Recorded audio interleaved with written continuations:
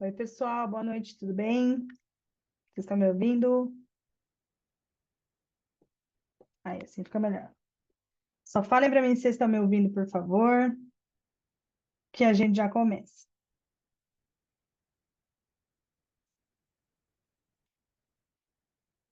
Sim, boa noite. Deixa eu já deixar certo que a gente vai ver uns videozinhos. Vou deixar já eles abertos aqui para a gente não perder muito tempo depois. Espera aí. Cadê?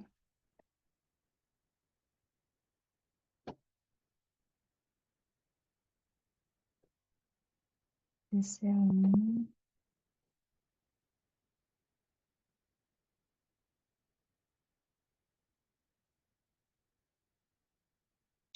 Tá, espera aí, gente, deixa eu só abrir aqui.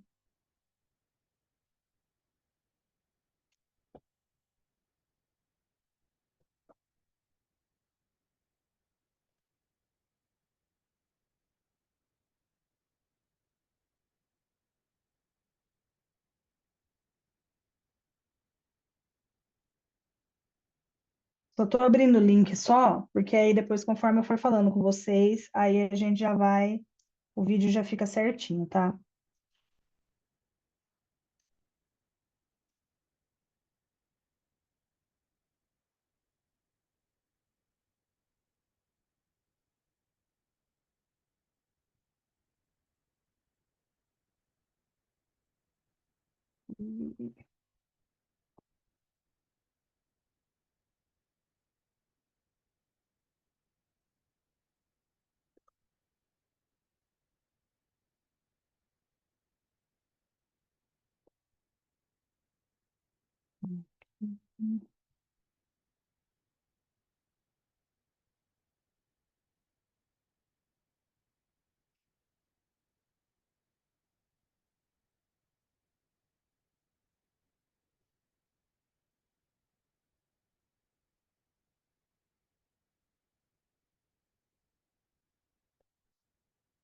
Hum, Agora sim. Beleza, pessoal, vamos lá. Boa noite. Deixa eu compartilhar aqui com vocês para a gente começar então. Aqui. Vai aparecer aí para vocês o eixo temático que a gente vai trabalhar essa semana. Antes, deixa eu só já informar, né? A prova vai ser ali na primeira semaninha de novembro. Então, até lá, nós teremos 3 aulas ainda. E aí, o que que nós vamos fazer, né? Já estou conversando com a Marcela para a gente alinhar isso. Faltam poucos eixos temáticos para a gente contemplar. Nós passamos por vários. Qual que estaria faltando no caso? Educação, tecnologia, e aí a gente vai ver se vai falar sobre segurança, sobre cidadania ou alguma coisa nesse sentido. Porque os demais a gente meio que já passou por todos eles, tá?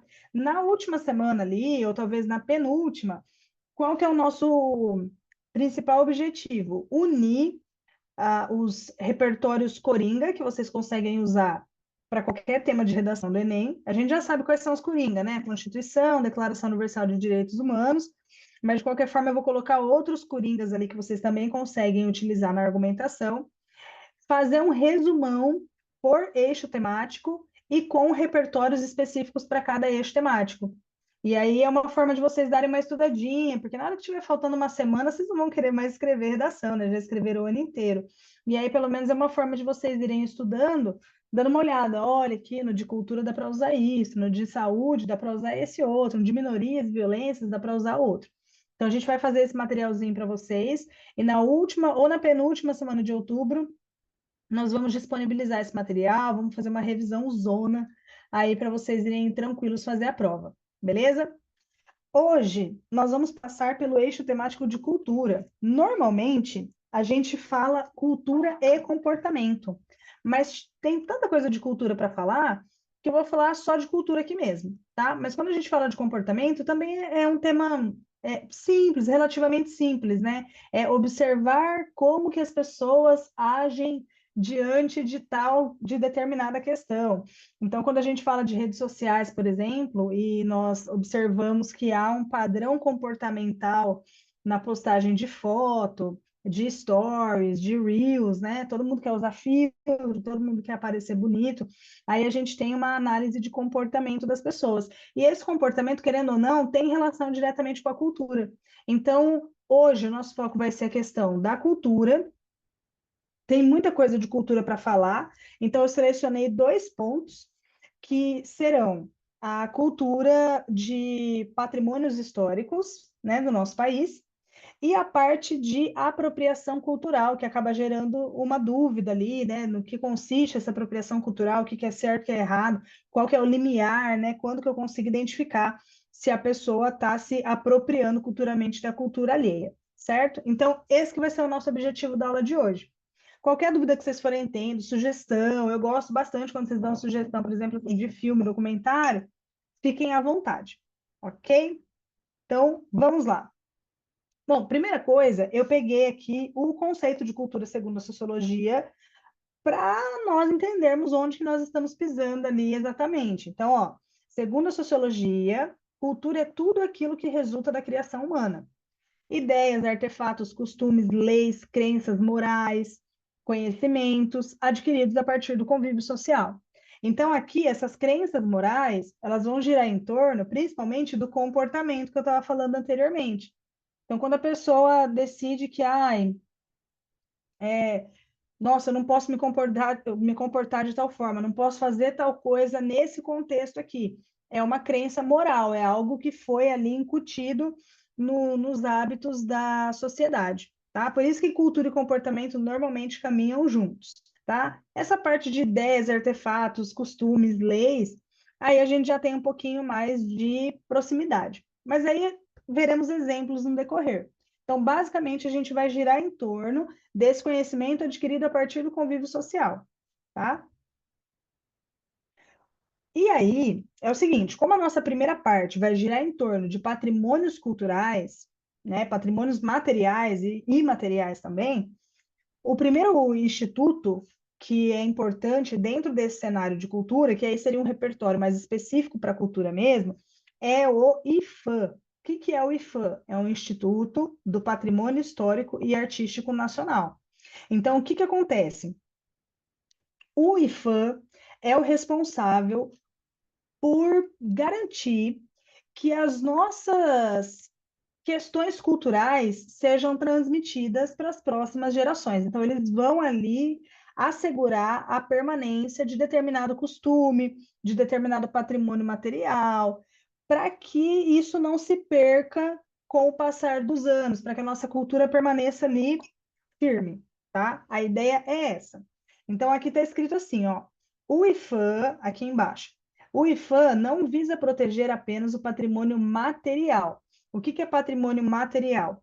Prédios, casas, tudo que foi ali construído que vai nos remeter a determinado período histórico que foi importante para a história do nosso país, tá? Então, o objetivo do IFAM é proteger o patrimônio material, mas também os imateriais.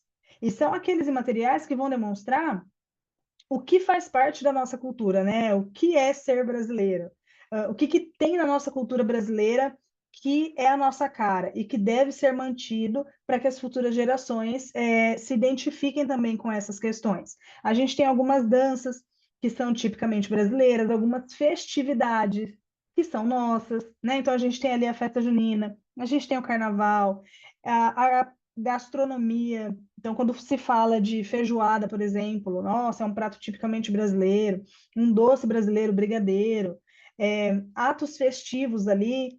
Alguns atos festivos que reúnem muitas pessoas são atos ali religiosos, e tá tudo bem, vai demonstrar a cultura daquele povo naquele determinado momento, e por esse motivo que é importante preservar, conhecer. Ah, mas eu não gosto de carnaval, tudo bem, mas a gente tem que valorizar essa festividade enquanto um patrimônio imaterial do nosso país, que vai representar a nossa cultura, certo? Então, o IFAM, Instituto de Patrimônio Histórico Artístico Nacional, é o responsável por garantir que nada vai se perder com o passar do tempo e que a nossa cultura seja ali, continue sendo preservada, sempre. Primeiro repertório específico, IFAM, ok. O segundo, repertório para o eixo de cultura, aí é um clássico, né? A gente sempre fala da Constituição, não tem como. E eu faço questão de colocar a Constituição em todas as aulas, porque quando a gente fala que dá para você, falando de tema do Enem, tá? Que VUNESP, USP, às vezes tem outros temas que nem se encaixam a gente colocar leis, no caso, né? Mas quando a gente fala de tema do Enem, eu continuo batendo nessa tecla. Você consegue usar a Constituição para todos os temas. Então, toda vez que eu trouxer algum tema, algum eixo temático, eu vou fazer questão de trazer a Constituição para comprovar que isso é verdade. Então, na Constituição, há uma definição de patrimônio para a gente ter a dimensão disso. Então, ó, os patrimônios são os modos de expressão, formas de criar criações científicas e tecnológicas, obras, objetos, documentos, edificações e demais espaços destinados às manifestações artísticas ou culturais, além de conjuntos urbanos e sítios de valor histórico, paisagístico, artístico, arqueológico, ecológico e científico. Então, é muita coisa, né? Tem alguns museus do... Você vai, né? Ou no Rio de Janeiro, ou em Minas Gerais, São Paulo, não sei. E aí você chega lá, nossa, e tem uma carta que foi mandada no século tal. Aquilo ali é um patrimônio do nosso país, né? É um pedaço da nossa história. Nossa, e tem as moedas que já não estão em vigor agora, mas que fizeram parte da nossa história, as notas. Então, tem museus que contêm tudo isso. E todos esses produtos têm um valor histórico muito grande para que a gente consiga reconhecer ali, né, qual que foi a história do nosso país. Mesmo que haja objetos, por exemplo, ou documentos de períodos que foram tenebrosos para a nossa história. Se a gente pensar na questão ali da escravidão, da época da ditadura, mas são objetos que nos lembram de como que a nossa sociedade, a nossa cultura foi formada a partir desses momentos. A questão aqui, o paisagístico, a gente vai até falar sobre isso, eu peguei até uma notícia para mostrar para vocês. Existem alguns, eu vou falar parques, mas não é parque a palavra que eu quero falar. Mas existem alguns parques assim abertos, naturais, por exemplo, que contêm pinturas rupestres. São locais que são patrimônios do nosso país. Pensa, pintura rupestre, nossa, modo ali inicial de estabelecer algum tipo de comunicação. Então, é importante que esses locais sejam preservados, tá?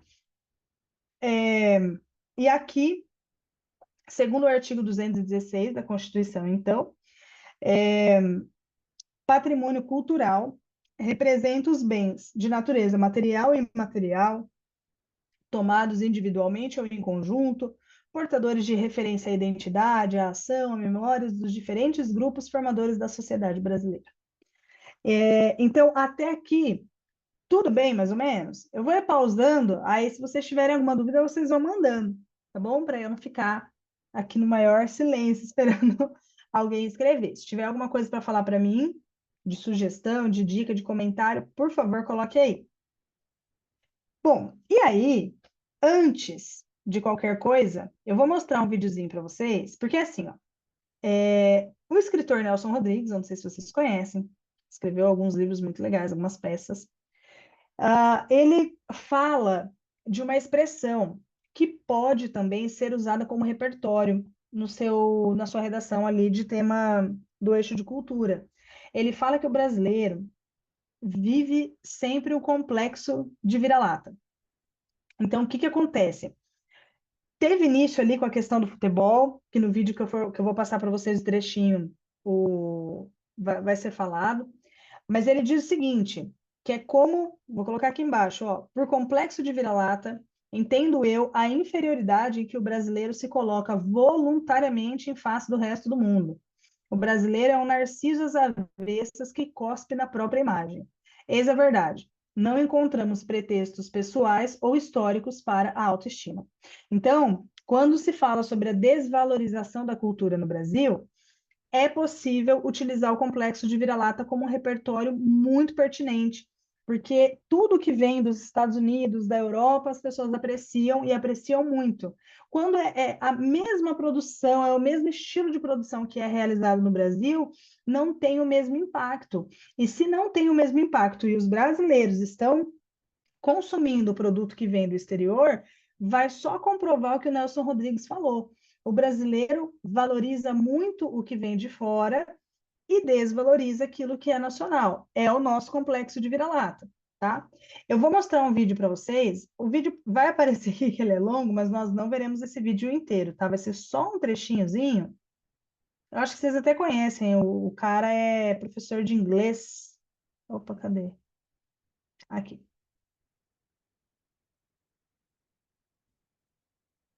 Peraí, vai aparecer aí. Ó, o vídeo tem 17 minutos, mas a gente vai assistir só os 3 primeiros minutos. Se você gostar, é legal o vídeo, eu assisti ele inteirinho. Se você gostar e quiser dar continuidade e assistir mais aí na sua casa, é só você procurar no YouTube esse título que está aqui em cima, no lado esquerdo, ó, Brasileiro Odeia o Brasil. E aí ele vai contar, ele vai estabelecer algumas conexões da cultura do brasileiro de falar mal daqui, com a cultura da cidade dele, de onde ele veio, que também não tem uma história muito boa, e é bem legal a comparação que ele faz. E ele vai fazer um diálogo com o complexo de vira-lata usado pelo Nelson Rodrigues. Eu vou colocar play, se Não ia ser ótimo som, né? se você pudesse aprender inglês como nativo e como se estivesse aqui nos Estados Unidos? Pelo amor de Eu Deus! vou me mutar. Se o som estiver falhando ou não estiver aparecendo, manda aqui no chat para mim fazendo um favor, beleza? Vou pôr para vocês verem aí a perspectiva que ele tem a respeito dos brasileiros com o complexo de vira-lata.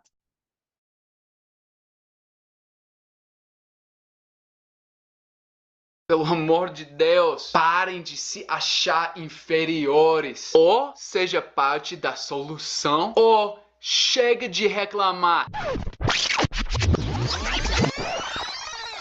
Hey, feliz dia da independência, meus amigos brasileiros! Aqui nos Estados Unidos, o nosso dia da independência quer dizer muito patriotismo, bandeiras americanas, fogo de artifício. Todo mundo sabe a data certa, né? É 4th of July, é um feriado bem grande. Enquanto no Brasil, várias pessoas que eu encontrei nem sabia que a data do dia da independência do Brasil é dia 7 de setembro. Tá bom, pode ser uma diferença cultural que não é um feriado tão grande no Brasil quanto aqui nos Estados Unidos. Mas muitas pessoas que eu encontrei aí no Brasil também falam que nem se importam com a cultura do Brasil, com o país inteiro. E eu tipo, sério? Alguém pode realmente odiar tanto o país materno? Desde que aprendi português sozinho e mergulhei na cultura e morei aí ano passado por vários meses, também aprendi intimamente como é esse tal de complexo vira-lata. Oh, Brasil é uma bagunça! Ah, que sorte que você nasceu nos Estados Unidos. Tipo, como inocente, no começo fiquei bem surpreso, bem confuso com isso. Mas comecei a entender, comecei a pegar. Olha, esse termo tem origem em 1950 do autor, escritor brasileiro Nelson Rodrigues. Ele escreveu: por complexo de vira-lata, entendo eu a inferioridade em que o brasileiro se coloca voluntariamente em face do resto do mundo. O brasileiro é um narciso às avessas, que cospe na própria imagem. Eu já vi isso inúmeras vezes. Ele escreveu isso após a derrota em 1950 da seleção brasileira pela seleção uruguaia. Então tem origem em futebol mesmo. E olha, permanece até hoje em dia. Quando eu digo para brasileiro que eu aprendi português sozinho em preparação para a Copa do Mundo em 2014, você tem noção quantas vezes eu ouço daquele 7-1, 7-1, 7-1. Tipo, vejo vídeos assim, esse foi feito pela Folha imediatamente depois da derrota do 7-1. Decepcionado? Jamais decepcionado. O Brasil com corrupção comemora. O Brasil sem médico comemora. O Brasil perder a Copa comemora. Somos felizes! Entendeu? Porque brasileiro é assim, lamentável. É esse desprezo que eu ouço e ouço e ouço repetidas vezes, sem fim, cada dia aqui no canal, nos comentários. Brasil é uma merda, dizem eles. Então, por fim, queria dar uma opinião alheia sobre tudo isso, sobre a imagem do Brasil, de um gringo que se apaixonou pela cultura, pela língua, pelo país, e também as opiniões, as perspectivas dos meus amigos aqui nos Estados Unidos sobre o Brasil. Vamos lá!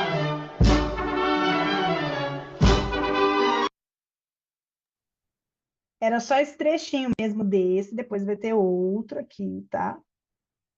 Opa, peraí. Então é isso. Eu peguei esse trechinho porque é uma pessoa. Eu esqueci o nome dele, às vezes eu acho que é Gavin. Eu acho que é Gavin. Vocês devem conhecer, ele é bem famosinho na internet, assim. Dá dicas de inglês, é professor e tal, né? E aí eu peguei esse vídeo dele porque é a perspectiva de uma pessoa americana que tem de como os brasileiros enxergam a própria cultura, né? Então, quando ele fala aqui do Nelson Rodrigues, só para vocês entenderem, a questão do 7-1 lá que a gente levou da Alemanha, já tinha acontecido uma situação um pouco traumática aqui, ó, em 1950, quando a seleção brasileira foi derrotada pela seleção uruguaia na final da Copa do Mundo aqui no Brasil, em pleno Maracanã.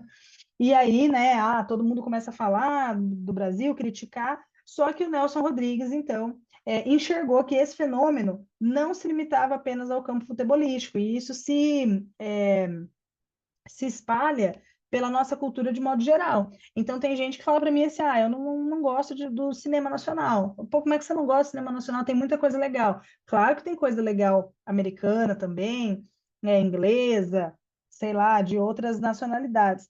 Mas essa mania que várias e várias pessoas têm de não apreciar o que é nosso, eu não gosto de nenhuma música brasileira, não assisto filme, não assisto série, não assisto nada, é essa questão desse complexo de vira-lata aí, e isso vai interferir diretamente na cultura, uma vez que se ninguém se interessa pelas produções nacionais, automaticamente não haverá um interesse na cultura do nosso próprio país, e isso vai fazendo com que essa cultura se perca, como que ela seja desvalorizada cada vez mais ou invisibilizada de alguma forma, tá bom? Então é nesse viés que a gente vai seguir. Então, ó, para quem chegou agora, a gente viu 3 repertóriozinhos até o momento. O primeiro é do IFAM, que é o Instituto de Patrimônio Histórico e Arte Nacional, que busca preservar elementos da nossa cultura, sejam eles materiais ou imateriais. Essa questão cultural ela já é prevista na Constituição.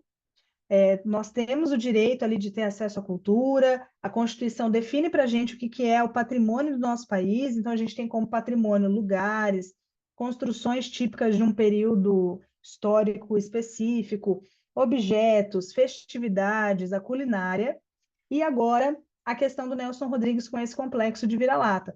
Embora eu tenha usado esse complexo de vira-lata aqui, especificamente para falar da questão cultural, de repente você até consegue adaptá-lo para algum outro tema, tá? É um repertório bem legal aí para você usar e bem fácil de explicar, de fazer conexões, tá bom? Bom, pensando numa sociedade que vive essa questão do complexo de vira-lata, automaticamente a nossa cultura vai ser desvalorizada. E não vai ser desvalorizada só por causa de nós, réis mortais, que não assisto produções brasileiras. Mas porque essa desvalorização ela vem de cima também. Então, ela não é só uma desvalorização da massa, ela vem de outros líderes, por exemplo. Então, quando o Museu Nacional pegou fogo, acho que foi em 2018, se eu não estiver enganada, nós perdemos produtos ali que não existe a possibilidade de recuperar. Eram coisas que só estavam aqui no Brasil. E por que que o museu pegou fogo? Por falta de manutenção. Aí dá uma falta de manutenção, ninguém investe na manutenção daquele lugar, aí dá um curto-circuito, pega fogo, e aí o que a gente perdeu, né? Tinha um crânio lá de não sei quantos mil anos, perdeu, já era. Não tem como você recuperar isso. Então, olha como é grave essa questão, porque a desvalorização cultural é grande no Brasil, uma vez que não há um investimento em museus, né, pelo menos para fazer a manutenção disso, significa que tudo que está lá dentro não é tão importante assim para a gente. Não, tá tudo bem, não precisa fazer manutenção, não. Se der alguma coisa, acabou. Então, é essa questão da cultura que pega muito aqui para a gente, tá? Esse museu foi muito triste que aconteceu, depois da língua portuguesa também pegou fogo pelo mesmo motivo. Então, assim, é algo que não aconteceu apenas uma vez por acidente no Brasil. Falar, não, agora a gente aprendeu, hein? Não, já aconteceu aí pelo menos 2 vezes, aqui perto da gente, e é essa questão, tá? Existe uma falta de preocupação muito grande em perpetuar alguns elementos da nossa cultura, e isso é muito grave, porque essas coisas elas vão acabar se perdendo. E aí, olha só que interessante, né? O museu pegou fogo em 2018. Um ano antes do museu pegar fogo, o número de visitantes do Museu Nacional, nosso, aqui do Rio de Janeiro, eu penso que eu moro no Rio de Janeiro, né? Do Rio de Janeiro aqui no Brasil, foi menor do que o número de brasileiros que visitaram o Louvre. Então, olha só, aqui no cantinho esquerdo, aqui no quadrado verde, só para vocês terem uma noção em números do que eu estou falando. O Museu Nacional registrou 192 mil visitantes em 2017. Tudo bem, a assessoria de imprensa falou isso para a BBC. 192 mil visitantes, ok.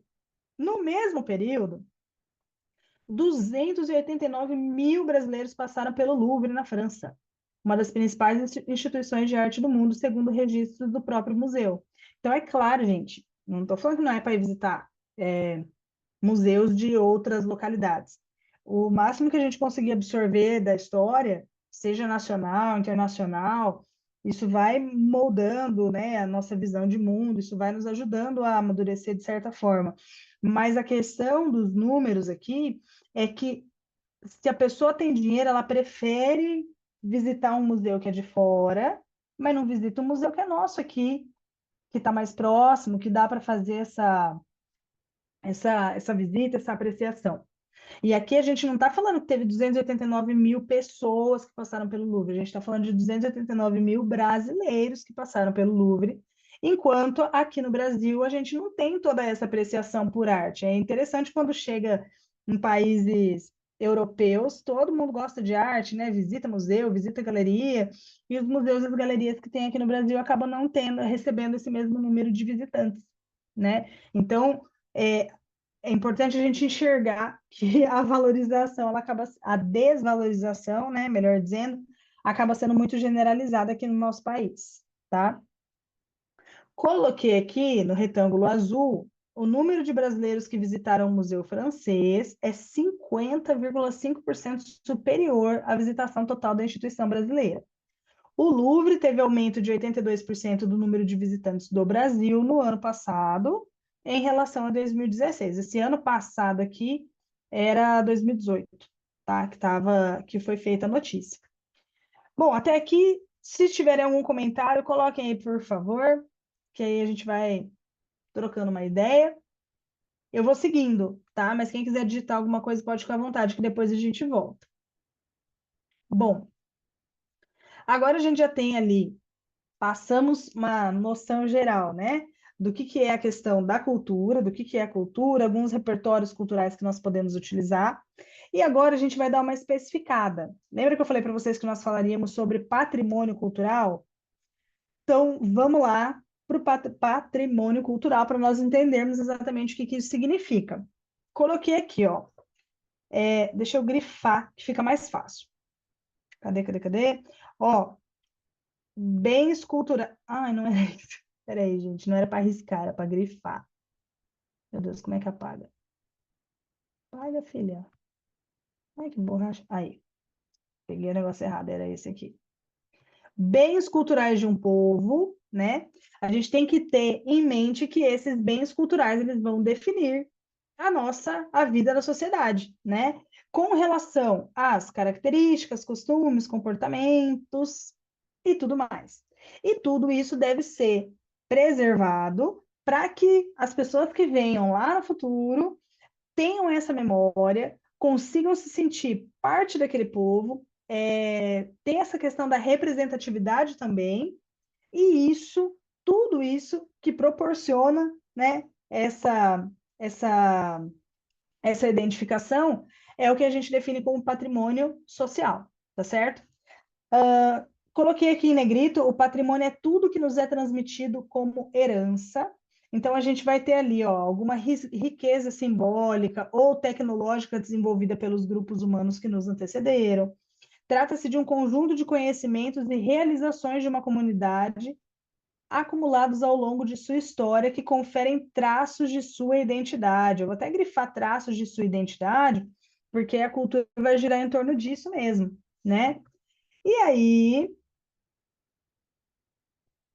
alguns patrimônios, a gente tem vários tipos de patrimônios, tá? Nós temos aqui, ó, patrimônio histórico-cultural, que são obras de artes plásticas. Pode ser pintura, escultura, tapeçaria, artefato, qualquer coisa que seja ali artesanal, por exemplo, pode ser um patrimônio histórico-cultural. A gente pode ter construções, então, cidades inteiras, casas, palácios, jardins, monumentos, também podem ser um patrimônio. E aí, esses são patrimônios materiais.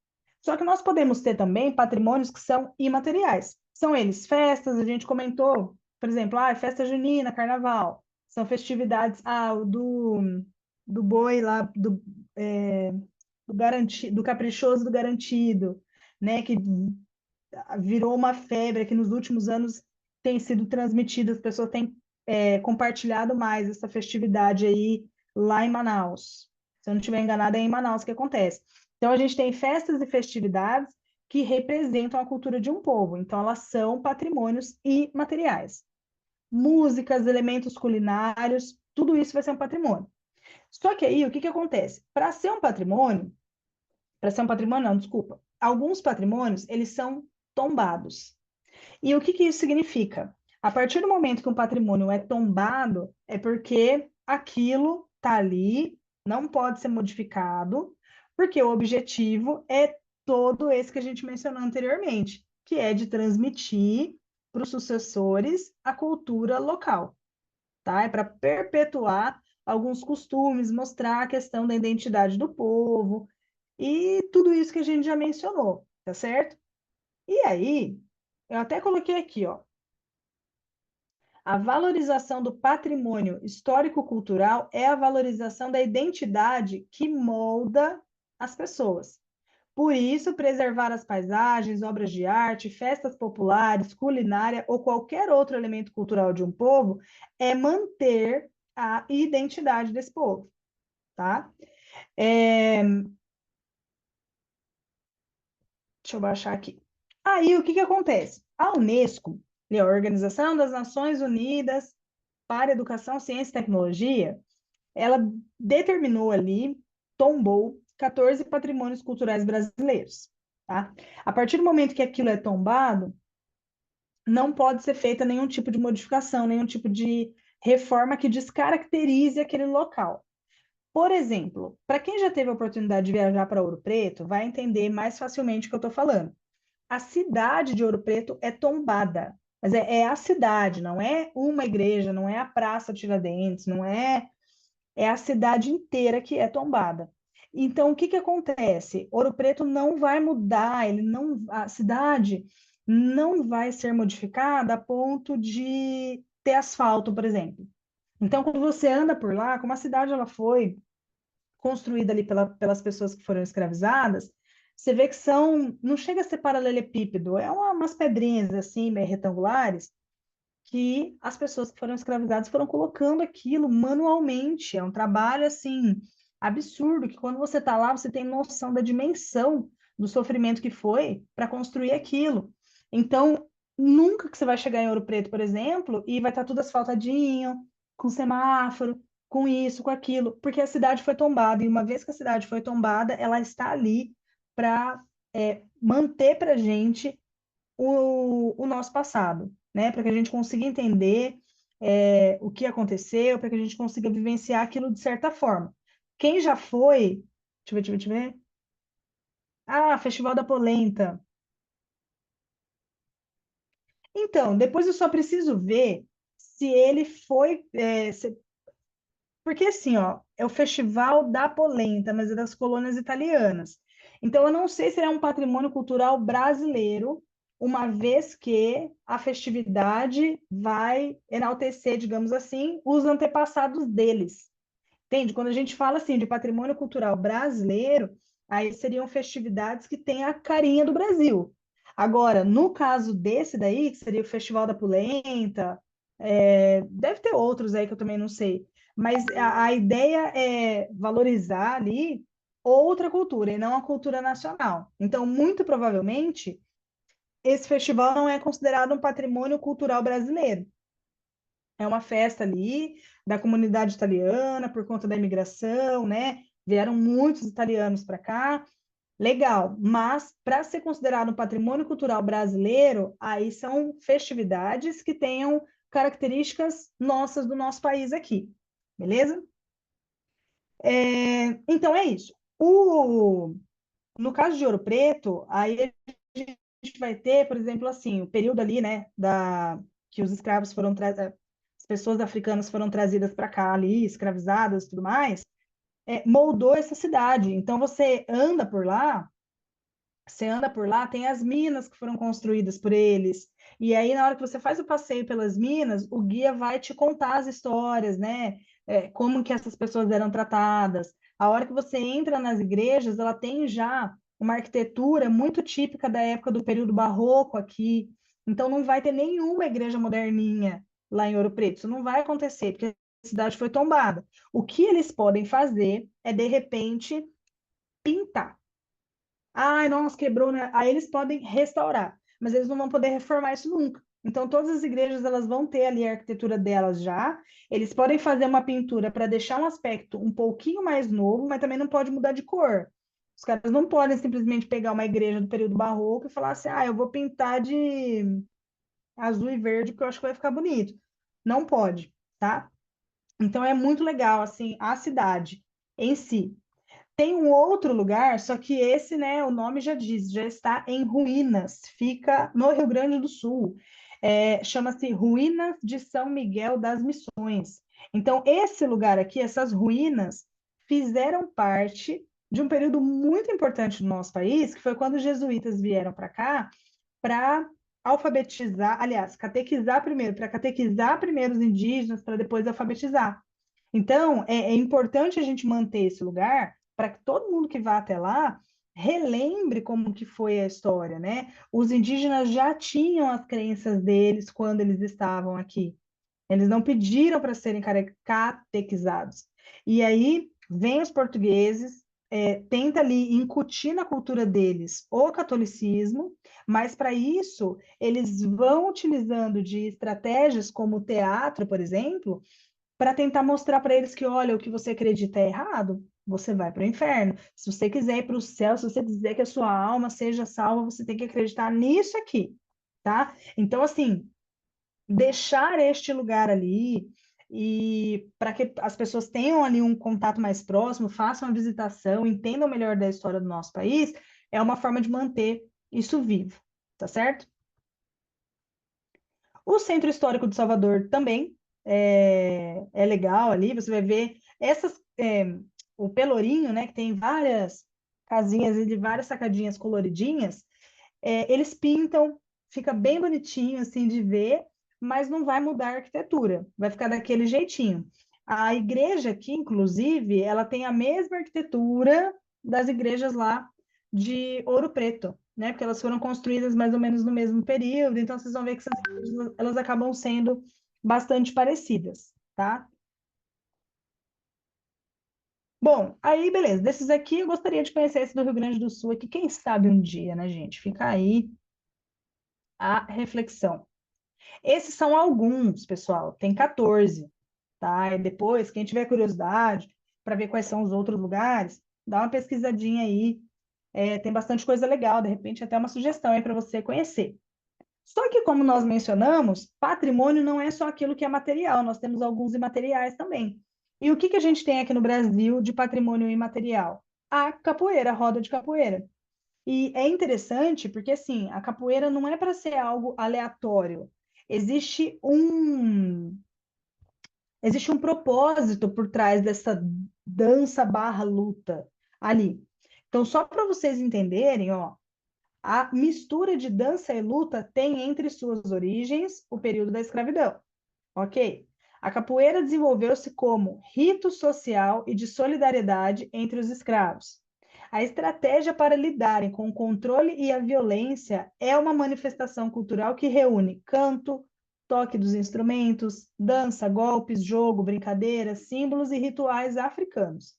Na roda de capoeira, os mestres, formados na tradição, transmitem o saber aos demais. Hoje, um símbolo da identidade brasileira é praticado em mais de 180 países. Então, a pessoa que ela vai ali aprender a capoeira, ela vai ter essa consciência de qual foi o período histórico em que surgiu essa prática e por que que surgiu. E isso é uma forma de lembrar das situações que aconteceram aqui, de valorizar isso, de fazer questão de que as próximas gerações não se esqueçam. Então, a capoeira, não, vou lá, vou fazer qualquer coisa e tal. Não, tem um propósito, é importante a gente entender esse propósito. Quando a gente não entende, a gente só demonstra que a cultura do nosso país para a gente não vale de muita coisa, tá? Então, de imaterial, a capoeira. Aí tem outros aqui. Na verdade, tem um monte, tá, gente? Eu coloquei só alguns mesmo. O frevo, né? A gente pensa ali no Nordeste, também é uma dança bastante característica, é a cara do nosso país, não adianta. A roda de samba também vai entrar aqui. Tem a questão do chorinho também, sabe chorinho? De tocar e tudo mais, também. Aqui a gente tem uma celebração religiosa, que é o Círio de Nazaré, reúne milhares e milhares de pessoas ali todo ano. Então, faz parte da nossa cultura. Ah, mas nossa, hoje em dia o catolicismo, não sei o quê. Não, tudo bem, mas a gente está pensando aqui em festividades que são patrimônios que remetem à cultura do nosso país. E não dá para a gente negar que essa festividade, embora ela seja católica, faz parte da cultura do país, tá certo? Aqui a gente tem essa arte Kuziwa, acho que é assim que fala. Essa arte refere-se às pinturas corporais dos indígenas, por exemplo. Então, cada tipo de pintura tem uma significação diferente ali por trás. Não é simplesmente fazer qualquer coisa e tá tudo certo. Há 2 anos, mais ou menos, o tema de redação do Enem foi sobre a desvalorização dos povos originários do nosso país. Então, falar sobre a desvalorização do indígena, da cultura, da importância da pintura, e as pessoas não têm conhecimento a respeito disso e acabam usando essa cultura para pular carnaval, por exemplo, e fazer, vou fazer 2 risquinhos na cara aqui, eu vou de indígena para o carnaval, né? Existe uma significação por trás, existe uma questão histórica que é importante de ser entendida e que a gente não conhece. E uma vez que nós não conhecemos, existe uma tendência muito grande em desvalorizar aquilo que não está ao nosso alcance ali, que a gente não tem esse conhecimento. Deixa eu ver se tem mais alguma coisa. Então beleza. Até aqui, algum comentário, alguma dica de filme, documentário? Eu estou fazendo uma planilha agora com documentários, né, dentro de temas, assim. Então, por isso que eu estou perguntando, tá? Se vocês tiverem algum para indicar, aí fechou o rolê. Vou seguir, hein? Vou seguir, hein? Então, aí, aqui, gente, só a título de exemplificação mesmo, tá? Toda cidade tem algum bem que é tombado. Pode pesquisar na tua cidade qual é o bem. Não sei se todo mundo é de Bauru, mas pode pesquisar na sua cidade qual é o bem da sua cidade que é tombado. Sempre vai ter algum, né? Eu sou de Agudos, por exemplo. Eu moro em Bauru, mas eu sou de Agudos. Infelizmente, várias casas lá em Agudos poderiam ter sido tombadas, porque quando elas são tombadas, a casa, o prédio, a igreja, qualquer coisa assim, qualquer tipo de construção, ela não pode ser modificada. A fachada tem que permanecer a mesma. E aí, lá em Agudos, no centro da cidade, havia muitas casas em estilo ali colonial, sabe? Que tem uma arquitetura bem característica. E agora, com o passar do tempo, claro, né? São casas mais antigas, obviamente. E agora, todas elas ali do centro, a maioria já foi demolida já. O pessoal demoliu, os donos ali do terreno venderam, e aí quem comprou demoliu para construir uma loja, para construir alguma coisa. Então é muito triste isso, porque se há essa preocupação em falar, não, a gente vai tombar determinado prédio ali, que seja, você mantém um pouquinho da história daquele lugar, né? Porque senão vai se perder. Imagina se não existisse essa questão de tombar lugar, de tombar cidade. O que que iria acontecer? A história ia ficar só no livro mesmo. A gente não teria mais esse acesso real, né? Em Bauru, existem várias igrejas que estão tombadas, tá? O Templo Tenrikyo é um desses. Tem a Igreja Presbiteriana, que eu acho que fica ali na Genor Meira descendo, uma igreja belíssima, tem uma arquitetura gótica, assim, é muito bonita, não coloquei aqui, mas tem também. Bom, tem várias igrejas, tá? Tem uma outra igreja também que é ali perto da 13 de maio, da CNA, que também é bem bonita, que é tombada também. Mas, enfim, eu coloquei só essa. Aqui, vai ser repetido o que eu acabei de falar, mas é importante só para a gente frisar isso mesmo. Ó. Segundo a professora de História, Nelly Fonseca, após o tombamento, o que não pode mudar é a fachada. Tudo que for feito no prédio precisa de autorização do CODEPAC. Já internamente pode modificar tudo. Então, daqui 30 anos, se o templo Tenrikyo continuar tombado, claro que ele vai precisar de manutenção nesse período. Vai precisar restaurar uma coisinha aqui, mas ninguém vai poder trocar a cor do templo. Ah, eu vou pintar de preto. Não pode, tá? Porque a fachada precisa permanecer exatamente a mesma. Agora, se quiser deixar por dentro algo ali bastante tecnológico, aí por dentro faz o que quiser, que não tem problema nenhum, tá? Esse daqui, por exemplo, é a Casa Lusitana. Ele está lá no fim, praticamente, do calçadão. Ó, foi construído em 1914, numa época em que era muito comum aliás, o calçadão inteiro é assim, né? As partes de baixo são prédios comerciais e os andares de cima são os prédios ali residenciais. Só que o que que acontece? A TIM é que hoje não é mais TIM. Eu não sei que loja que é lá hoje, tá? Mas essa imagem é antiga. A TIM foi lá e pá, pintou o prédio azul, azul da TIM, né? E teoricamente aí, eu não sei se se fizeram algum tipo de fiscalização, mas não poderia, tá? Imagina, você acha que o prédio originalmente era dessa cor da TIM? Não era, né? Então, tem essa questão aí. Aí coloquei esse outro, a Casa Savastano, também aqui, ó, construído na década de 30, bem antiga, tá tudo lá no centro de Bauru mesmo, vou chamar de centro velho, né, entre aspas. E essa última aqui, nossa, esse daqui tá dando dó, porque o que que acontece? É aquele prédio que fica ali na, na Rodrigues, entre a Rodrigues e descendo a rua que atualmente tem uma igreja ali a restaurar, um pouquinho mais para baixo. Esse prédio, na verdade, era privado, né? Era de uma família. Só que com o passar dos anos, essa família acabou não tendo condições financeiras de bancar a manutenção desse lugar, até mesmo porque o prédio não está funcionando e é muito grande. E aí, se eu não estiver enganada, foi passado esse prédio para a prefeitura e aí tombaram o prédio.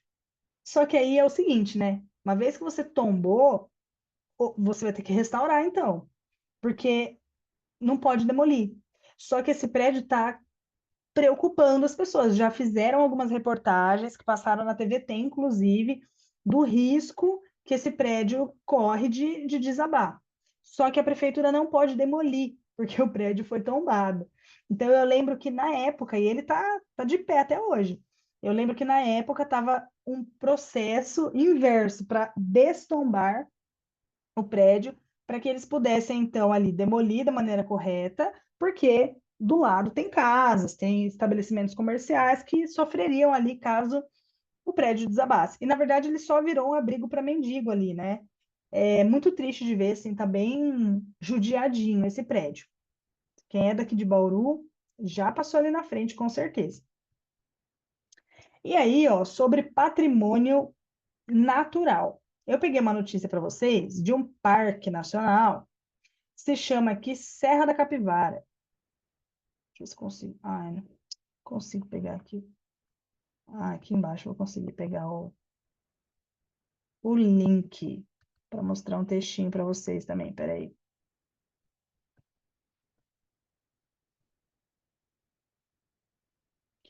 Peraí, galera. Tá. Peraí, rapidinho, deixa eu só pegar aqui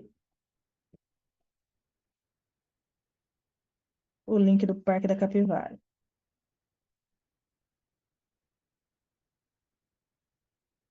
Aqui.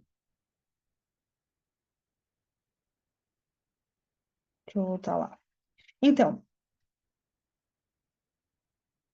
esse parque aqui é um parque natural, né?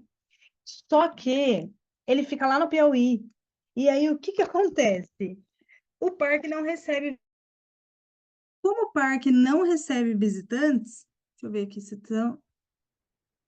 Ah, tá todo mundo me ouvindo. E como o parque não recebe visitantes, eles não têm condições financeiras de manter o lugar ali em funcionamento. Porque você imagina um parque gigantesco desse, tem que ter funcionário lá para trabalhar. Enfim, e existe uma falta de verba muito grande e as pessoas não vão. Então, existe até essa fala aqui que eu coloquei, e é verdade, ó, se um lugar como esse fosse na França, estaria repleto de turistas. Mas como é no interior do Piauí, está assim abandonado. E a gente viu que é verdade mesmo, porque olha a quantidade de pessoas que visitou o Louvre no mesmo ano em que o Museu Nacional recebeu metade do número de visitantes, tá? E é um lugar que tem ali pinturas rupestres, tem bastante coisas históricas ali interessantes para serem vistas, mas infelizmente ninguém vai, tá? Eu vou mostrar um trechinho da reportagem para vocês. Ela é curtinha, tem 2, 3 minutinhos só. E aí a gente já vai partir para outro tema, tá bom? Ai, meu Deus, como é que eu... A conservação precária de prédios que abrigam arte, história e ciência é quase uma regra no país. Falta de recursos e má gestão.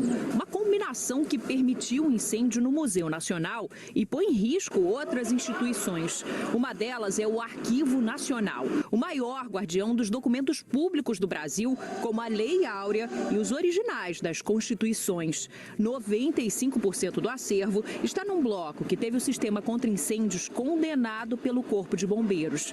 A nossa equipe teve acesso a estas fotos que mostram a situação em que estão os hidrantes do edifício completamente oxidados. O laudo de uma empresa especializada em gestão de risco, contratada pela instituição, conclui: os equipamentos estão desativados e sem possibilidade de reativação. O laudo da empresa especializada foi feito em março do ano passado. Desde então, a direção daqui do Arquivo Nacional tenta, sem sucesso, com o governo federal, conseguir o dinheiro necessário para se adequar às exigências feitas pelo Corpo de Bombeiros. O total, 7 milhões de reais. Há 2 meses, o Ministério da Justiça, responsável pela gestão de recursos do Arquivo Nacional, liberou cerca de 3 milhões de reais para comemorar os 180 anos da instituição.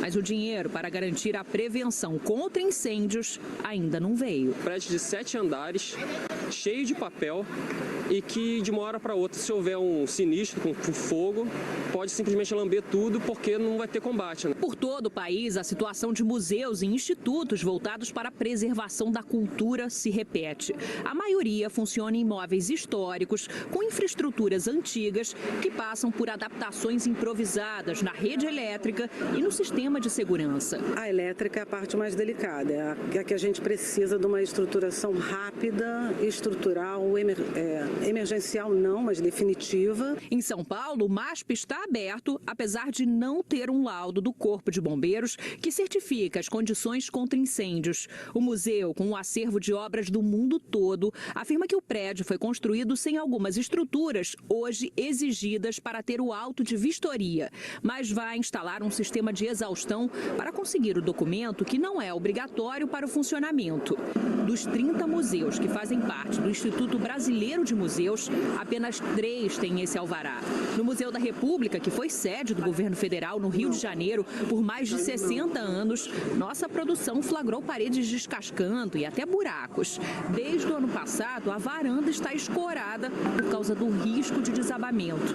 O diretor do museu reconhece a necessidade de reformas, mas diz que não recebe dinheiro suficiente para fazê-las. Buscando pequenos orçamentos, pequenas coisas, apagando pequenos incêndios, porque na verdade é isso, era preciso uma consciência mais ampla para investimentos continuados. É focar no presente para projetar futuro. Nós perdemos futuro quando perdemos o museu.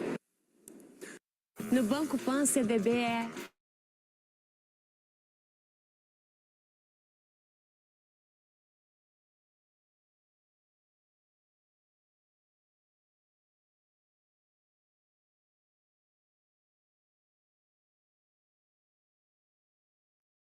Tava falando no mudo aqui, a doida, né? A gente tem mais uma parte para falar, mas eu espero que essa primeira parte de patrimônios tenha ficado claro para vocês, como que alguns patrimônios acabam, principalmente os materiais nesse caso, né, ou o natural, por exemplo, acabam não tendo o investimento que eles merecem, tá? Para dar uma fechada, falando sobre o carnaval até um tempo atrás não tinha sido conhecido, não tinha sido ali tombado, né, como um patrimônio, mas o atual presidente sancionou uma legislação que reconhece os blocos e bandas de carnaval como patrimônio cultural do Brasil. Era uma manifestação artística cultural, tá? Mas agora é um patrimônio cultural do Brasil. A medida inclui desfiles, músicas, práticas e tradições culturais das festividades. Então, ó, é caracterizada por bens culturais protegidos pelo IFAM, que a gente tinha falado lá no início. Essa vigência aconteceu a partir de abril deste ano. Então, antes, ele não era caracterizado como um patrimônio cultural, era apenas uma manifestação artística popular brasileira, tá certo? Sem contar que, assim, além da parte cultural, é inegável que o carnaval também vai contribuir de maneira financeira ali para a movimentação do capital da cidade também. Bom, essa parte de patrimônios materiais e imateriais. Aí a gente fecha a primeira parte. E aí agora nós vamos para uma segunda parte que vai ser mais ou menos a parte final, assim. Depois eu vou mostrar para vocês algumas possibilidades de teses, né? A gente não vai ler nenhum modelo hoje, porque a gente pode fazer depois nas próximas aulas, a gente vai só discutir a questão dos modelos de tese, e a gente vai entrar agora na questão bastante polêmica, digamos assim, sobre a apropriação cultural, né? Fala-se muito, as pessoas têm mais ou menos uma noção do que é a apropriação cultural, porém, existe uma dificuldade muito grande de delimitar em qual ponto que eu consigo afirmar que determinado grupo está se apropriando de uma cultura, como é que eu consigo balancear isso, né?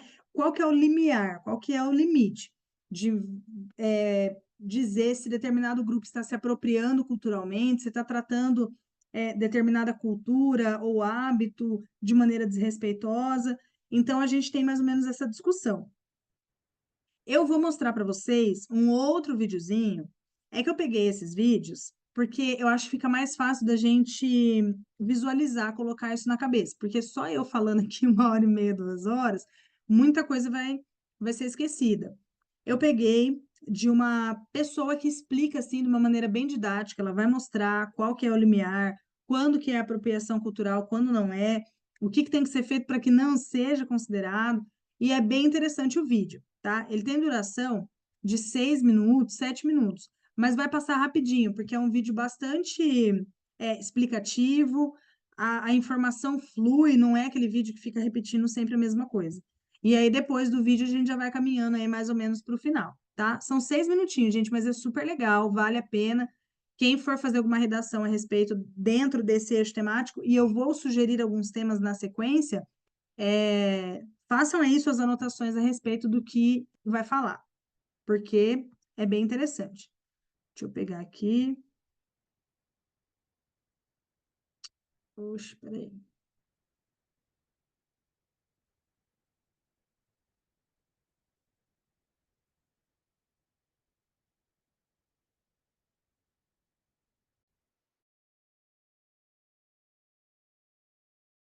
E aí, você já ouviu falar de Exu? Através de Exu, numa perspectiva afrocentrada, a gente vai entender muito melhor o conceito de apropriação cultural.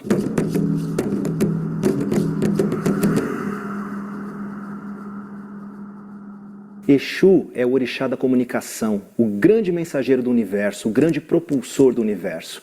Exu é o dono do mercado, aquele que preside todas as trocas. Se há troca, não há apropriação cultural.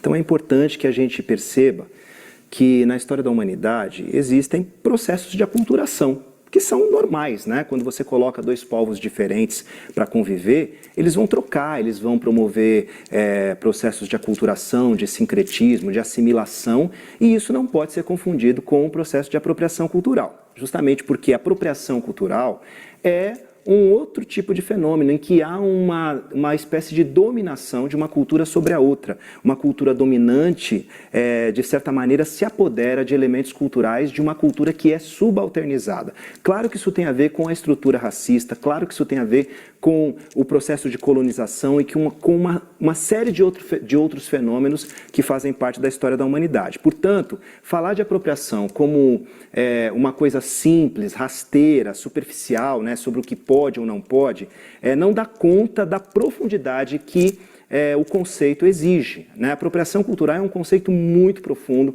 que fala de um processo de resistência de um povo que é subjugado e que encontra nos seus elementos culturais uma forma de sobrevivência. Não é sobre branco não poder usar turbante, não é sobre branco não poder usar um cocar, não é sobre branco não poder usar dread. Na verdade, as pessoas brancas precisam entender esse lugar de privilégio, primeiro. Né? E elas têm que estar dispostas a abrir mão do privilégio, ou a pensar pelo menos o privilégio, a pensar esse lugar narcísico da branquitude, para a partir daí perceber que elas não têm o direito, que não é um direito delas se apoderar da cultura do outro. E geralmente elas se apoderam de uma cultura que é subalternizada, que é a cultura negra, a cultura indígena. Então por que você acha que você pode pegar o candomblé, né, e fazer um candomblé vegano do seu jeito? Por que as pessoas não vão tentar mudar a Igreja Católica, não vão tentar mudar o judaísmo? Porque as pessoas não tentam mudar as religiões hegemônicas? Porque as pessoas sempre querem mudar a cultura que é subalternizada. Então você já tem uma hierarquização, né, e uma relação de dominação entre culturas. Portanto, o tema da apropriação cultural está diretamente imbricado com o tema do racismo. Não dá para falar de apropriação cultural sem falar de racismo. E as pessoas não querem falar de racismo. As pessoas querem achar que as coisas são oba-oba, que é sobre você, né, não poder fazer isso ou aquilo que você tem vontade. Não, nós estamos falando de algo mais amplo, nós estamos falando de uma estrutura social. Nós estamos falando de como a sociedade se organiza. E a sociedade se organiza a partir desse lugar de privilégio e muitas vezes a partir desse lugar de hegemonia, de poder. Então quem detém o poder vai subjugar uma outra cultura, e essa cultura que normalmente é subjugada, subalternizada, as pessoas acham, sobretudo as pessoas que estão no grupo hegemônico, acham que têm o direito de dispor como bem entenderem dos elementos culturais desses povos subalternizados. Isso não é verdade. Você tem que entender que o samba, que a capoeira, que o candomblé, vem de um contexto de resistência. E esse contexto de resistência deve ser respeitado. Samba, capoeira, candomblé têm significados profundos para a população que criou esses elementos. O cocar e todos os outros elementos e todos os outros componentes indígenas têm significado profundo para essas populações. Isso não pode simplesmente ser arrancado desse contexto, jogado, por exemplo, num bloco de carnaval, né, no oba-oba de um bloco de carnaval, e a pessoa achar que ela tem o direito de fazer uso desses elementos culturais e esvaziar completamente esses elementos de significado. Principalmente, né, a gente tem que pensar que o capitalismo ele é continuidade do colonialismo. O colonialismo é o que dava o suporte para a escravização de pessoas negras e indígenas. Portanto, você está falando de uma estrutura de poder que vem da organização desse sistema. E a gente não pode perder de vista que quando uma grife vai lá no México, pega a estamparia de grupos indígenas e transforma numa coleção sem dar absolutamente nada em troca para esse povo que criou, isso é um fenômeno de apropriação cultural. Então é muito mais amplo do que você brigar com seu vizinho branco porque ele está de dread. Não se trata disso. O vizinho branco talvez tenha que ler, entender e a partir daí decidir se ele deve ou não usar dread, usar turbante. E, obviamente, que a gente tem pessoas brancas que participam dos terreiros. A gente tem pessoas brancas que jogam capoeira. A gente tem pessoas brancas que, de alguma maneira, fazem parte de territórios de resistência negra. E, claro, eles vão assimilar elementos culturais, componentes culturais dessas tradições, mas eles têm que saber o significado. Então o que não tem sentido, muitas vezes, é você usar um turbante, que você sabe que é um turbante do candomblé, e não saber o significado que isso tem. Então se você não participa dessa religiosidade, qual o sentido de você usar um turbante? Você não tem por que se apoderar dos elementos culturais dessa cultura se eles não têm o menor sentido para você. Então, é preciso entender esses elementos num contexto de resistência. Eles são uma forma das pessoas dizerem, primeiro, que elas existem e que elas resistem. Quando um homem negro se coloca com esses colares, são colares que remetem à sua origem e à sua religiosidade africana, ele está se revestindo de mais um estigma. É diferente de uma pessoa branca usar um colar como esse, ela vai ser considerada excêntrica, exótica, etc. e tal, né? Mas muitas vezes, quando uma pessoa negra coloca um fio de contas, um colar, uma guia de orixá no pescoço, ela está correndo ainda mais risco de sofrer uma violência. Porque, além do componente discriminatório pela cor da pele, ela tem também a possibilidade de ser discriminada pela questão religiosa. Então você se reveste de mais um estigma que pode sim colocar a sua vida em risco. Não se trata de branco não poder cantar samba, mas sim de esvaziar o samba de significados, de querer mudar a origem do samba ou de desrespeitar a origem do samba, né? Não se trata de não poder usar um cocar, mas sim de compreender qual é o sentido do cocar para a população que o criou e respeitar esses significados. Não se trata de não poder comer um acarajé ou de não poder fazer um acarajé, mas sim de mudar o nome desse acarajé para apagar a origem afro-religiosa dessa comida que é tão importante para a população brasileira. Então, a apropriação cultural está longe de ser sobre o que pode ou não pode, né? É sobre você tentar dominar e você menosprezar e desrespeitar a cultura do outro, e essa cultura que normalmente já é histórica e sistematicamente subalternizada.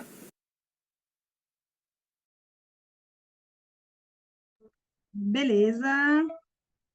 Opa, peraí, meu Deus. É isso. Esse vídeo eu achei bem elucidativo, assim, a respeito da questão da apropriação cultural, antes da gente entrar aqui na discussão, né? Espero que vocês tenham gostado. Então, só para complementar, eu deixei algumas falas aqui no slide, porque eu vou encaminhar para vocês, caso vocês estejam estudando depois aí, né? Às vezes não vai querer assistir o vídeo de novo. Então, eu achei importante deixar aqui. Peguei uma fala de um doutor em antropologia pelo Museu Nacional da UFRJ, que diz o seguinte: a apropriação cultural ocorre quando tomamos para nós aquilo que originalmente pertencia ao mundo e ao dia a dia de outras pessoas, mas sem que haja um interesse em ouvir, dialogar e aprender com essas mesmas pessoas sobre os usos e costumes relacionados às coisas que despertam o nosso interesse. Então, deixa eu ver se nesse próximo textinho aqui tem o exemplo. Ele fala aqui, ó, ele enxerga a apropriação cultural como forma de subjugar a cultura do outro, ou seja, de dominá-la. É exatamente o que foi falado no vídeo, né? Ninguém quer mudar o catolicismo, porque já é uma cultura ali europeia. Então, a ideia é tentar dominar a cultura do outro, né?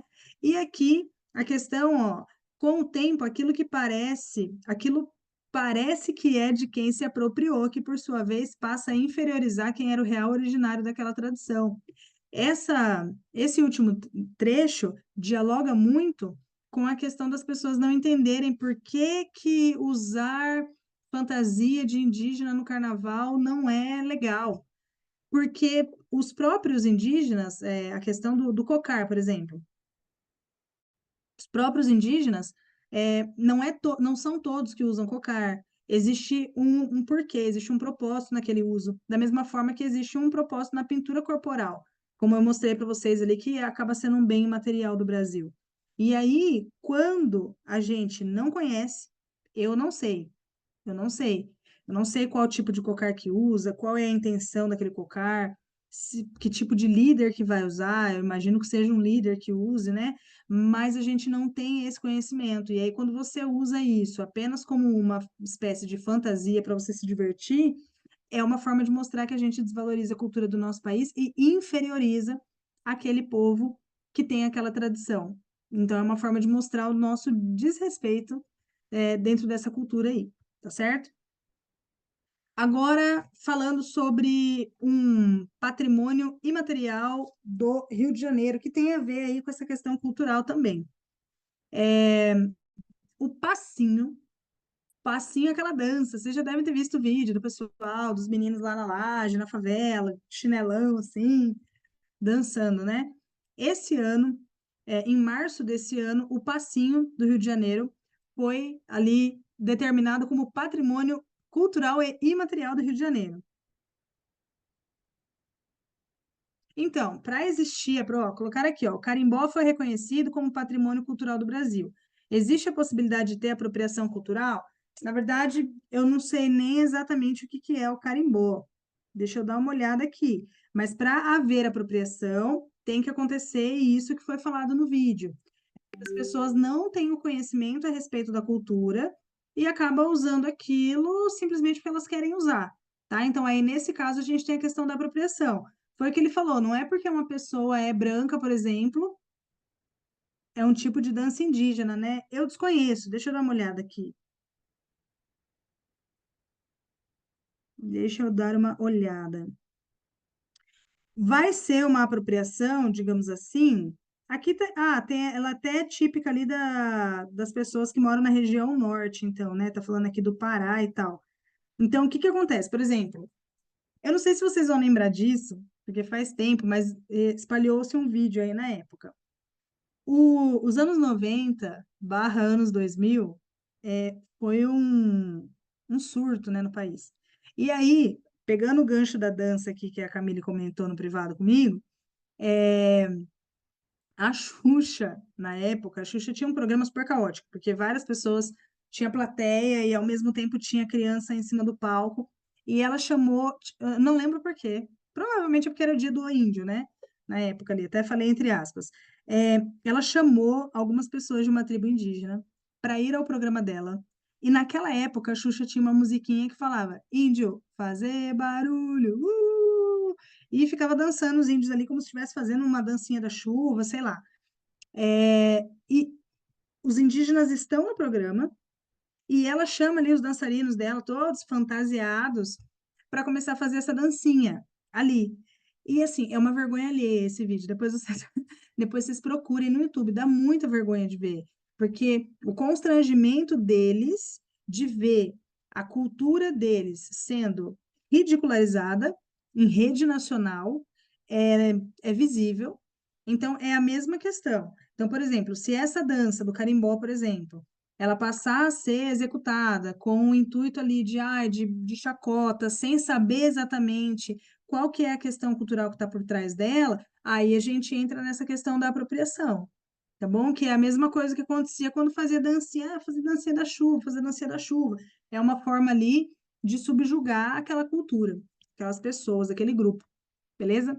Mas boa pergunta, depois eu vou dar uma pesquisada aí mais especificamente sobre esse carimbó. Não conhecia. Agora, mudando da dança da chuva para o funk, mencionei que em março desse ano, então, o passinho foi considerado um patrimônio imaterial do Rio de Janeiro. O que que acontece? O passinho ele existe faz muito tempo.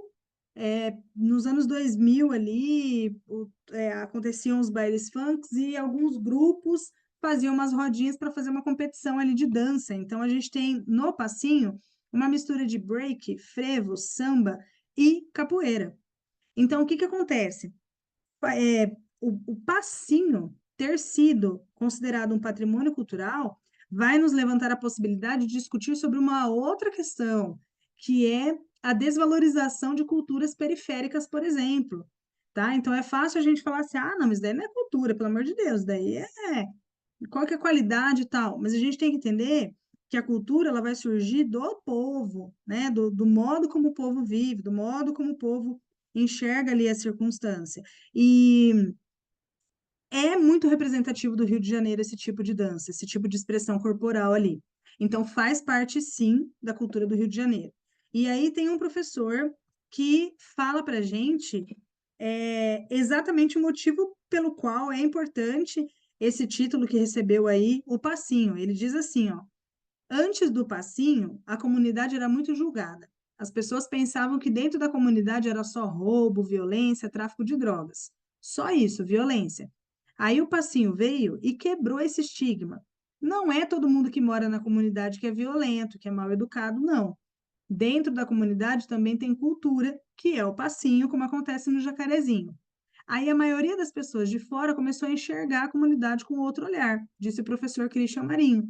E é verdade, né? Os vídeos começaram a viralizar, principalmente por conta do TikTok. A gente tem contas aí que recebem, sei lá quantas milhares de visualizações. Inclusive, acho que, eu não sei se foi a Oprah, alguém foi, que também é super fã do Brasil, que acabou compartilhando ali os meninos que estavam dançando na laje e tudo mais. Então, é uma forma de ressignificar esse olhar para as comunidades mais periféricas do Rio de Janeiro. Daí a importância de entender que a gente não pode valorizar uma cultura em detrimento da outra, tá? Porque essa cultura vai ter relação com o ambiente em que as pessoas vivem, certo?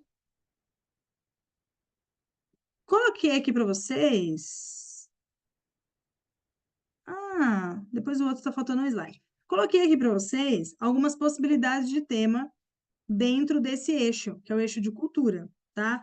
Coloquei só 6, depois eu já mandei para a Má, vamos ver se ela vai disponibilizar aí alguns desses para vocês. Então, ó, necessidade da preservação e da valorização do patrimônio cultural brasileiro. Lembrando que você pode falar de patrimônios materiais ou imateriais, você pode falar de dança, de culinária, de festividade, de construções arquitetônicas. Tema 2, só possibilidades para pensar, tá certo? O debate acerca da apropriação cultural. O vídeo foi bem elucidativo nesse quesito, de entender, o problema não é você usar um adereço de uma religiosidade, por exemplo, africana, desde que você entenda aquilo que você está usando. Você não vai usar um cordão de um orixá porque você achou bonito, que vai deixar o teu look mais descolado. Não é para ser um acessório qualquer, existe um motivo para que você use aquilo. Então, o problema não é a pessoa é branca, não pode usar. É entender o que está por trás disso. Toda vez que a gente fala de uma questão cultural, a gente tem que entender o que está por trás, o que motivou, tá certo? 3, a diversidade cultural brasileira. Esse aí tá um pouco genérico, mas só para a gente ter mais ou menos uma ideia, né? Tema 4, o preconceito associado às manifestações culturais periféricas. Mencionei a questão do funk, especificamente por conta disso. É algo que para muitas pessoas não é considerado cultura, as pessoas não entendem o conceito de cultura e enxergam o funk como uma depravação, de certa forma, por conta dos movimentos ali, por conta de algumas letras, mas a gente tem que entender que faz parte daquela comunidade, o acesso à informação, cultura, conhecimento que aquelas pessoas tiveram até o momento, certo? Tema 5, como preservar o patrimônio imaterial brasileiro. E tema 6, as variações linguísticas no Brasil, preconceitos e diversidade de identidade. Então, aqui da questão da variação linguística, pode entrar, inclusive, a questão da xenofobia mesmo, tá? Deixa eu só pausar aqui, porque eu acho que faltou um slidezinho para mostrar para vocês. Aqui. Eu separei, aí a gente já vai finalizar, tá, gente? Não precisa ficar desesperado, não. Eu separei para vocês algumas possibilidades de tese dentro desse eixo. E, independentemente do eixo, dá para a gente já deixar as teses pré-definidas. Deixa eu só abrir aqui, que eu vou mostrar as possibilidades. Terminando a aula, eu já encaminho para vocês, tá bom? Não vou esquecer. Aqui.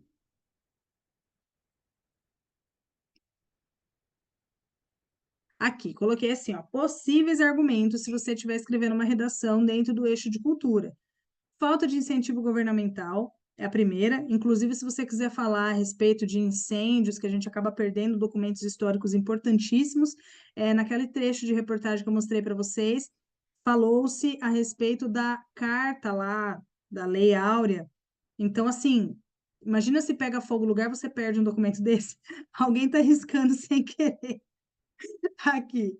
O 2, a desigualdade de acesso, né? Então, ó, a concentração de espaços culturais em áreas centrais aumenta a exclusão cultural nas periferias, tá? Então, as pessoas, elas desconhecem, elas desvalorizam a cultura, porque elas não têm acesso, né? Por conta de localidade mesmo. E se for para ir até lá, a pessoa que não tem dinheiro, como é que ela faz, né? Então, não vai funcionar. A questão aqui, ó, perda de identidade. A globalização pode levar à perda de elementos culturais locais, comprometendo a identidade cultural. Um exemplo clássico da globalização e de como que ela vai influenciar na nossa cultura é o brasileiro que chega 31 de outubro, as crianças querem pedir gostosuras e travessuras. Já foi algo que foi ali, como é que eu posso dizer, inspirado, né, em um tipo de festividade norte-americana e que as pessoas incutiram aqui na nossa cultura. E existem algumas pessoas ali, o pessoal que defende a questão do folclore, que fala que não, gente, ó, 31 de outubro é dia do Saci Pererê, não é, para fazer festinha de Halloween. Mas já foi algo que ficou nosso aqui. Então, chega 31 de outubro, ninguém lembra do Saci, imagina, tá todo mundo fazendo as festas tipicamente americanas. Então, é uma preocupação essa questão da perda de identidade com a nossa raiz. Coloquei aqui, número 4, uma possibilidade de argumento, violência simbólica, já entra o Pierre Bourdieu aqui, a subrepresentação de culturas minoritárias nos meios de comunicação reforça a violência simbólica, né? Então, assim, os meios de comunicação, eles estão valorizando exatamente o quê? E o que não está no holofote, naquele meio de comunicação, acaba sendo desvalorizado automaticamente. A desvalorização artística, coloquei aqui por falta de políticas públicas, então o que que acontece? Não há nenhum investimento para algum tipo de produção, por exemplo, um exemplo, tá?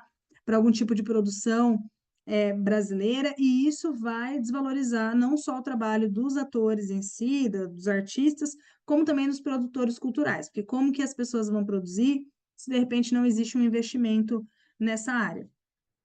Patrimônio destruído, né, que foram os exemplos que nós vimos, por conta de falta de manutenção, a perda de arquivos ali que vão ser impossíveis de serem recuperados. Outra possibilidade, a educação, ela funciona sempre, né, para os temas de redação do Enem, porque a gente vai atrelar a educação ao conhecimento, ao acesso.